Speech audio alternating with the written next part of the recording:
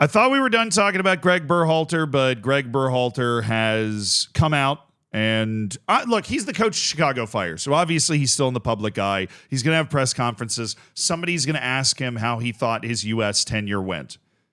Right. And I feel like it's a very interesting question that gets asked around Greg Berhalter because there are a couple of different directions you can go. But I'm somebody that experienced it, that lived it, that watched basically every match that Greg Berhalter coached.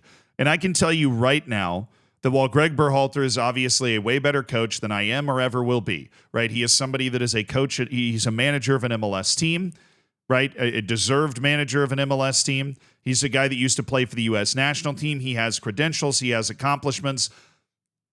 His U.S. national team was not particularly inspiring at all. And it did not feel at any point like the United States was getting the best out of its talent while Greg Berhalter was the coach. Now, he was never able to overcome the shadow of the fact that he was hired by the person that worked for his brother. That is a true sentence. And the fact that Greg Berhalter, based off his coaching accomplishments up to that point, was entirely undeserving of being the coach of the U.S. national team. That has been proved by the fact that Pochettino is now the coach of the U.S. national team. If you compare resumes, as much as I complimented Greg Berhalter's resume, it's night and day, right? And Pochettino's both night and day because, Greg Berhalter's not in the same picture, okay? And it's a long exposure photograph. But Berhalter was asked about predictably, about how he thought his time went with the U.S. And I'm just going to read the full quote here. I think the time, if you look at the 6 years with the national team, which I can't believe it was that long, was one of the most successful periods the U.S. national team has ever had. So for me, it was a job well done with one failure point, Copa America. And that happens. That happens to any manager across the world. But overall, we took a very young group and we created an identity. And we were successful with that group, won multiple titles in our region, and performed well at the World Cup, qualified for the World Cup. So there were a lot of boxes that were checked. Okay, first of all, I'm going to go in order, or I'll get lost. I'm capable of getting lost. I want to go in order. 6 years is crazy. One of the most successful periods the U.S. national team has ever had is true. I hate the fact that it's true. But it is true. Greg Berhalter delivered in Gold Cups. He delivered multiple CONCACAF Nations League titles. But I would like to attribute this to a serious downturn in the ability of Mexico. Okay, I realize it's, at a certain point you see the U.S. here and Mexico here, and you wonder how those two teams have ended up there, but I think it was less the U.S. doing this and more Mexico doing that. I do. And the U.S. was scrapping those wins out. It found one big, rousing, dominant win in the Nations League. But I want to add a caveat here. Greg Berhalter managed to win a Nations League and a Gold Cup in 2021. He qualified for the World Cup in 2022, and of course managed to make it to the round of 16 thanks to one goal from Christian Pulisic against Iran. Now, I love the fact that we made the round of 16, but we were lifeless against the Netherlands in that round of 16.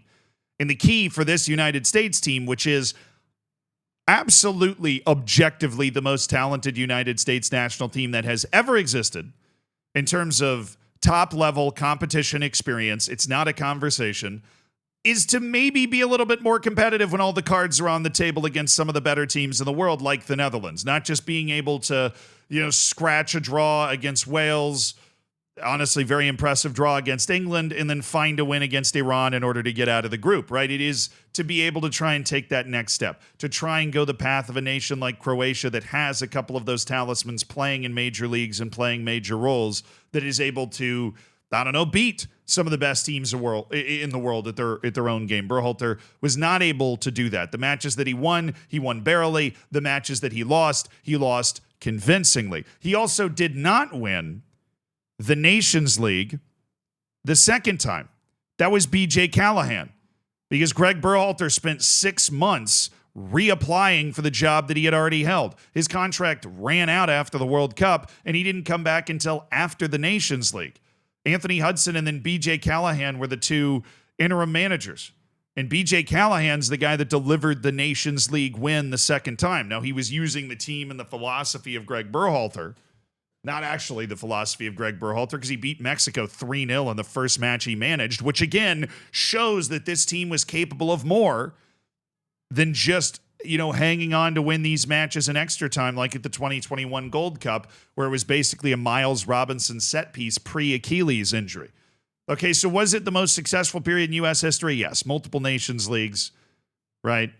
A World Cup round of 16, right? A lot of trophies, a lot of good wins. But it was not impressive. It wasn't, at no point in watching that process did you come away thinking, wow, the manager's getting the best out of this team. I just never had that feeling. I never had that feeling basically even one time. And having somebody like BJ Callahan come in off the street who has like no senior managerial experience and lead the team to a 3-0 win over Mexico does not do a lot to inspire confidence that Greg Berhalter's getting the best out of the team. And of course, he says one failure point, Copa America. Brother, we had the easiest fucking group ever. We had Bolivia and Panama that we had to finish above, and we couldn't do that. We couldn't do that. And we're a top 15, top 20 national team in the world in the world rankings. You got to earn that at some point. We blew Bolivia out, but you can't not be able to beat Panama. A Panama team that is worse than the one that went to the World Cup. The only time Panama has been to the World Cup and got pretty roundly defeated. Right? Like Panama is a solid competitive team. And if you were playing at Panama in World Cup qualifying, then you get a few great chances and you don't score it and you leave with a draw. It's not the worst thing in the world, right? Playing away in Central America and World Cup qualifying can be tough. But if you were on a big stage like Copa America, a big stage that teams like Panama don't get to play on a lot, and you can't go out and beat them, that is a serious, serious problem. He acknowledges it as a failure. I believe Copa America was a catastrophic failure. There isn't a single player on the Panamanian team that makes the United States 26-man selection. Anytime you are in that type of matchup, you have to win. You have to, or you should get fired. That's just what happens. He says that happens to any manager across the world, but overall, we took a very young group and we created an identity. The identity sucked. The identity annoyed me. It was a bad identity. It was an anti-fun identity. It was an identity that, valued match control and possession in matches against teams that shouldn't be able to get anywhere near us. It was an identity that would try and win 1-0 in matches against Haiti, right? Like the United States, with the amount of money that it has, even with soccer not being the main sport, there are tens of millions of kids trying to make this national team, okay? And the money behind it, and the sporting infrastructure behind it, and the ambition behind it. 1-0 in a match control setting against Haiti or Costa Rica, it's not going to cut it. You have to be able to actually go out there and unleash the skill and unleash the swagger and be good. We don't need, as the United States national team, to play like we're worse than everybody anymore. We don't need to. We don't need a complex system that people always talked about within the team saying, well, Greg Berhalter has a very complex tactical system and all these different rules, which on a separate note, you shouldn't be doing that with a national team. You don't get to spend all year developing a national team. This isn't a club team where you get to entirely implement your own style. A national team is vibes and inshallah, right? It is roll the team out, get the tactics right, but you want them to be simple. Greg Berhalter's system was never simple. Now, there are some good things that Greg did in this time. He did slowly stop calling up just older MLS dudes that, it felt like the Federation was mandating him calling up. He did bring in young players. And Greg Berhalter, for whatever reason, was brilliant at recruiting dual nationals. Clearly a personable guy able to sell the project and say, hey, you can come in here and play. But then, of course, he left Ricardo Pepi off the World Cup team. Ricardo Pepi choosing the United States over Mexico, and a guy that wasn't doing great in Europe at the time, but was still very clearly, to me, one of the three best American strikers on the planet. And he is still today because he is now back in form in the Netherlands at the moment. But Berhalter did a good job of that. I'm not going to argue with the fact that he brought in a very young group, but the identity that he created was one of just painful Gareth Southgate-esque type football, except at least Gareth Southgate's playing against European opposition. The United States is playing a bunch of countries that, if you combine all of them, don't have anywhere near the GDP or population or sporting infrastructure of the United States. There's a reason the Gold Cup and the Nations League are played in the U.S. basically every time. There's only two other countries they can be played in: Canada and Mexico. Okay, those are the only two countries when you talk about sporting infrastructure and investment and population are anywhere near us. So when you talk about we won multiple titles in our region, yeah, our region's like Oceania, but with just two New Zealands. That's our region. I love Jamaica. I love Trinidad and Tobago. They can put decent teams together and test a few people. And I love Costa Rica. They are so hard to play in Costa Rica, and they have an excellent national team identity. But let's be serious. Mexico has over 100 million people. It plays one major sport. The United States has 350 million people.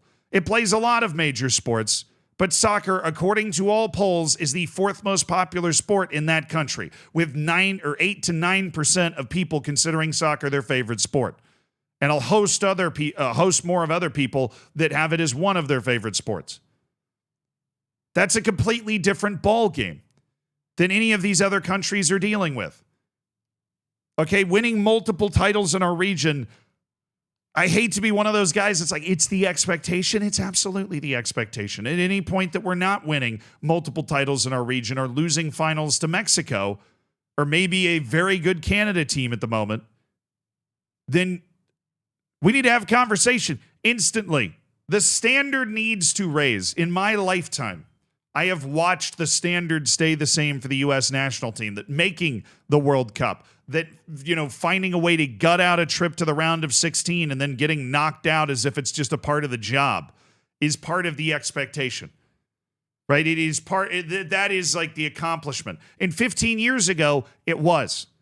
But 15 years ago, we didn't have the generation that I live in, that grew up with the Premier League on TV, with La Liga on TV, with Bundesliga on national television, the Champions League, the World Cups, all on national television, playing every version of the FIFA video games. We're a different generation, right? That actually understands the game, that cares. Landon Donovan and Clint Dempsey are pioneers that grew up in a United States that didn't really care, right? But now the U.S. does care. Its women's national team is still basically the best team in the world, right? It's the big bad bully. And the men's national team needs to at least aspire to more than losing by 3 goals to the Netherlands in the round of 16, and it could have been worse, right? It need to be able to make it a game or play hard and try to make it a game. I understand that if you're Greg Berhalter, you have your rationalizations, and there's a million things that happen behind the scenes, and you got blackmailed by the Reinas, and it was kind of a messy time.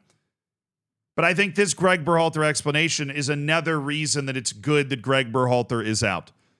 Because I think in Greg Berhalter's mind, he was succeeding massively until that Copa America. And in a lot of other people's minds, he wasn't. With the style of play, the style of results. All you need to know, Greg Berhalter won one away match in CONCACAF in 6 years. Thanks for coming to my TED Talk.